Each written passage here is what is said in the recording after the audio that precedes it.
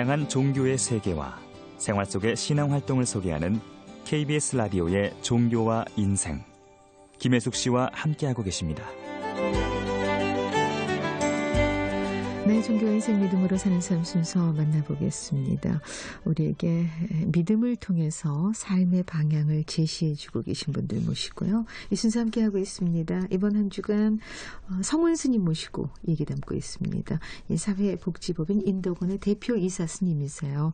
동국대학교 석좌 교수 스님이시고요. 지난 4월에 한국불교학회 회장으로 선출되셨습니다. 성원 스님 오늘도 나와 계십니다. 반갑습니다, 스님. 네, 반갑습니다. 네, 어서 오세요. 네. 어제 사실 우리의 삶의 끝자락 부분에 대한 이야기는요. 나이 들면서 자연스럽게 이제 많이 보고 많이 듣게 돼서 마음속에 자리는 하게 되는데 굳이 내가 얘기하고 싶어지는 부분은 결코 아니라는 거 알고 계시지요. 근데 스님은 늘 이제 인도권을 이렇게 현장을 둘러보시면서 늘 느끼게 되실 것 같아요. 삶의 제일 마지막 끝자락은 이렇게 좀 돼야 되겠구나. 수행자로서 느끼시는 부분도 있을 수 있고, 네. 또 뭐 이제 사람에 대한 애정을 가지신 한 인간으로서 갖게 되는 생각도 있을 것 같은데 오늘 네. 그 얘기부터 좀 시작해봤으면 좋겠습니다. 우선 저희 이제 시설 인도원에 모신 어른들은 일단 저는 제 부모로 봅니다. 네. 다른 사람의 부모다라고 생각하지 않고 내 부모다. 그리고 종사자 모두에게 너희들의 부모다. 그렇게 먼저 인식시키고 교육화합니다. 우선 내 자신이 인식되고 교육화해야 되거든요. 그러니까 우리 불교의 인간론적 측면에서 믿음 한 측면에서 본다면은 지금 우리가 살고 있는 내시아에 보이는 모든 사람들은 다 내 가족이었다. 지금 현재 가족 아니란 사람도 나와 더불어 관계를 형성 있는 사람들은 전생에 어떤 인간관계, 친구 인간관계, 가족 인간관계, 학인의 인간관계, 지인의 인간관계, 어떤 인가의 소사이티에서 오늘 현재 인가가 만들어진다는 것이 우리 불교의 인가론적 믿음입니다. 네. 따라서 지금 한 사람이 1대, 2대, 3대, 4대, 5대, 6대, 7대, 8대로 올라가면은 올라가서 벌어진 인원은 200만 명 정도가 됩니다.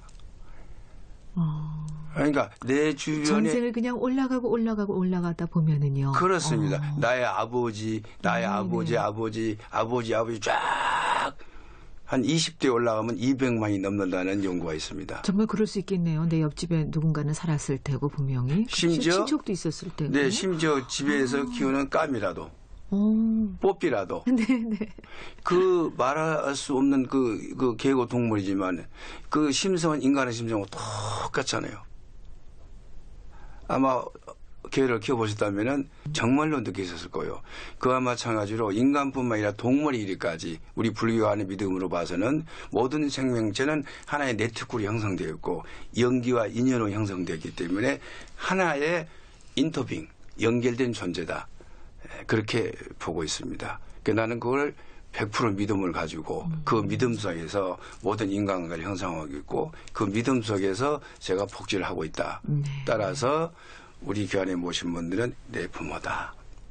그렇기 때문에 내 부모다 하는 것을 내가 보여드려야 되기 때문에 내 부모님 좀 더 한 단계 올려서 모든 것을 제공하겠습니다. 그러니까 100% 양질의 서비스를 하고 있다고 봐야죠. 그렇죠. 근데 그 양질의 서비스가 나올 때까지는 나만이 뿐만 아니라 종사자의 협조, 이용자의 협조, 보호자의 협조, 또 관계자의 협조, 이게 여러 가지 형성돼야 될 텐데 그럼 어떻게 접근해서 이해시키고 소통해야 되냐. 이게 관건이거든요. 그러니까 저희가 한 300명 되니까 일요일 토요일은 700에서 1000명씩 면역이 옵니다.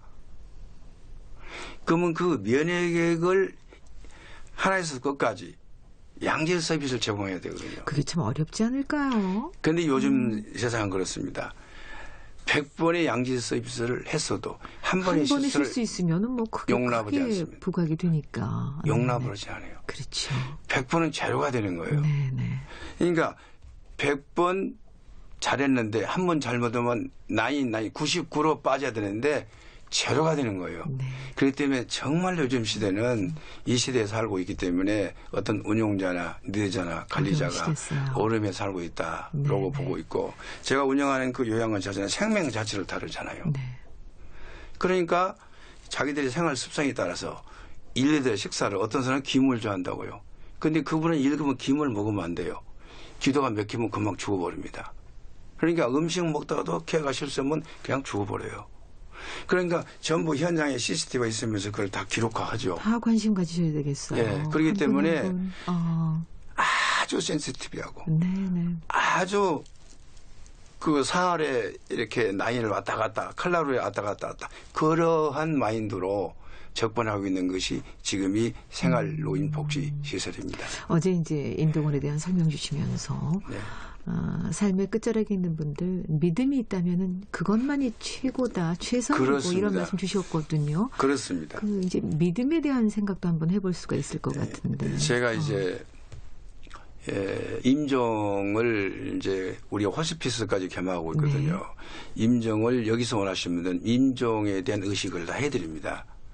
임종을 모시고 가서 병원 장례에 가서는 모시고 하는 거고 여기 있는 분들은 불자면 불자식 호스피스를 해주던 거고 천주교인이나 기독교인이면 목사나 신부님이 오셔서 해드립니다.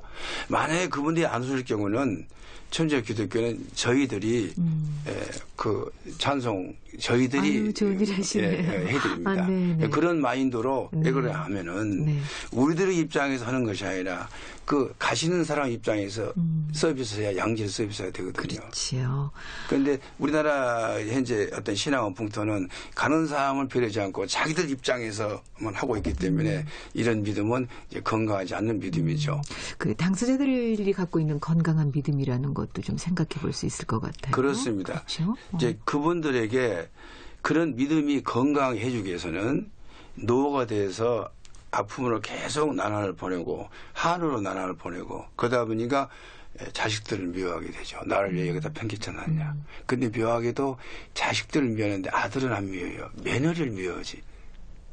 참 묘한 심리예요. 예, 묘한 심리예요. 그리고 저도 참 이해할 수 없는 묘한 심리입니다. 네, 또 보면은 이렇게 며느리와 딸이 며느리면 보편적으로 다 그러지는 않지만은 딸은 어머니 아버지 이렇게 됐어요. 이렇게 하는데 며느리가 대부분 며느리들이 오시면은 좋으시네요 이렇게 된다고요.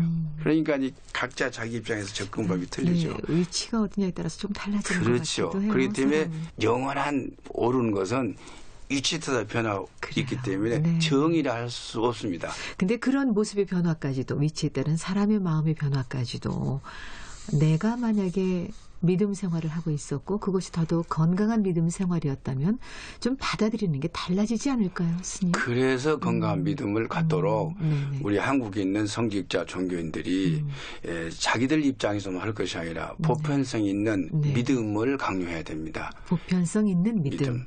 자기 조직, 자기 문화, 자기 기독교 문화, 자기 천주교 문화, 자기 불교 문화 그 범위 안에서만 가르치게 되면 울타리가 쳐지게 됩니다. 배타가 되고 거부가 되고 이런 문제가 형성되거든요. 지금은 글로벌 시대고 다문화 시대고 많은 이질이 함께 공존하는 시대인데 지금 시대가 어느 때인데 아직도 그러한 컨셉으로 나가는 성직들이 없지 않아 있습니다. 따라서 그렇게 각 종교 현장에서 건강한 믿음으로 설교하고 건강한 믿음으로 포교한다면은 지금 노예에 의해서 죽음에 임박한 그 어르신들이 건강한 믿음을 갖게 되고 건강한 그 믿음으로 임종을 하게 되면 그 믿음 속에서 하나님 나라에 태어날 것이고 그 믿음 속에서 부처님 나라에 태어나면서 지금 현재 있는 모든 불만을 다 내려놓고 하지 않겠습니까? 그렇기 때문에 임종 시의 그 의식 행위를 종교학 의식 행위는 굉장히 중요하다고 생각합니다. 그리고 또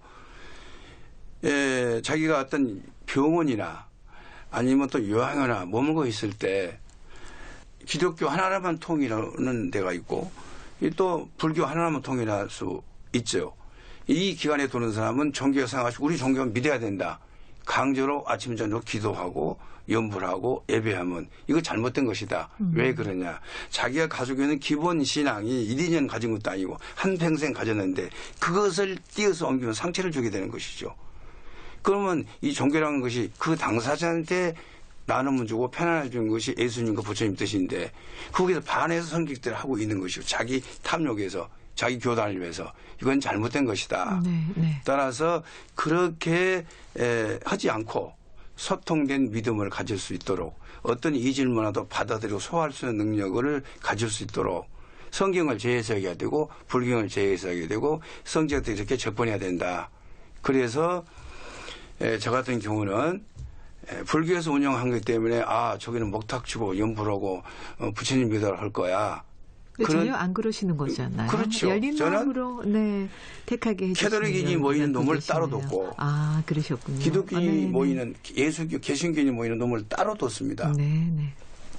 불교인이 모이는 놈을 따로 두고 무정기들한테는 어디로 원하느냐 그렇게 해서 운영하고 있기 때문에 전혀 종교간의 갈등을 놓을 뿐더러 본인이 들어와서 그런 의문을 갖지를 않지요. 네네.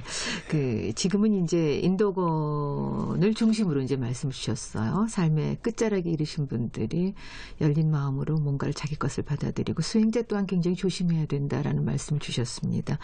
왜 믿음이라고 하는 것이 삶의 끝자락에 가장 절박하게 와닿을 수도 있겠지만 그 굳건한 믿음을 가지려면은 애초부터 좀 단단하게 다져가는 게 좋지 않겠습니까? 그렇습니다. 수행자인 스님께서 보시는 건강한 믿음, 일반 신도들은 좀 이렇게 믿음 생활을 했으면 좋겠다는 생각도 있으실 텐데 그걸 좀 알려주세요. 그것이 이제 지금 방금 사회자께서 질문하시는 것이 우리 지금 한국에 총체적으로 사회 문제화된 것들을 사회자문된 모든 문제, 가정 문제, 이혼 문제, 또 상하관계 문제, 모든 갈등 이런 문제를 해소해서는 하나의 원천적인 포인이 됩니다. 그건 인성입니다. 인성. 인간의 인성이죠. 그런데 가족에서 인성교육을 가르치는 게 아니라 태어날 일만 가르치고 있거든요. 학문과 기술만 가르치지 인성을 가르치지 않죠. 그렇기 때문에 우리 가정에서 배치를 두고 생산된 우리 자녀들이 인성이 없습니다. 그렇기 때문에 어떤 어려움에 있을 때 양보할 줄 모르고 어려움이 있을 때 참을 줄 모르고 나눌 줄 모르죠. 그런 센서가 아예 만들어지지 않아요. 따라서 그런 센서를 전부 만들어야 되거든요. 그런데 인간은 태어날 때부터 그런 센서를 가지고 태어났죠. 뭐 예를 들어서 우리가 밥을 먹으면은 3분 2선 넘어가면 그 위장에 센서가 딱 붙어 있습니다. 그만 들어오세요 이런다고요. 그런데 그걸 무시하고 막 먹으면은 센서가 고장나서 폭식하기도 그렇죠. 문제가 일어나듯이 네네. 우리의 양심의 영혼성에는 그런 센서가 기본적으로 있습니다. 그 뭘 하나님의 성령이 있는 것이고 부처님의 불성이 있는 센서가 있는 것이죠. 그런데 그 센서가 작동되도록 인성교육을 해야 되는데 그 교육이 한국에서 사라졌다는 이야기죠. 즉 가정에서 사라졌다는 이야기입니다. 그렇기 때문에 우리나라 전체의 총체적인 문제를 해결할 수 있는 것은 가정교육의 인성화. 이것이 텍스트화야 되고 교육화돼야 되는 것이 내 평소의 신념입니다. 그런가 하면은 엄마 아빠 된 사람들이 전혀 가인 여성과 가인 남성들이 애를 가지려고 했을 때 그 마음가짐부터 인성 자체부터 출발해야 될 텐데 그렇게 출발하지 않지 않습니까? 그러니까 아버지 어머니 될 수 있는 인성을 갖추지 아니한 자 미리 치료를 갖지 아니한 자가 만들어낸 그 가정에 나오는 애들은 불량품이죠.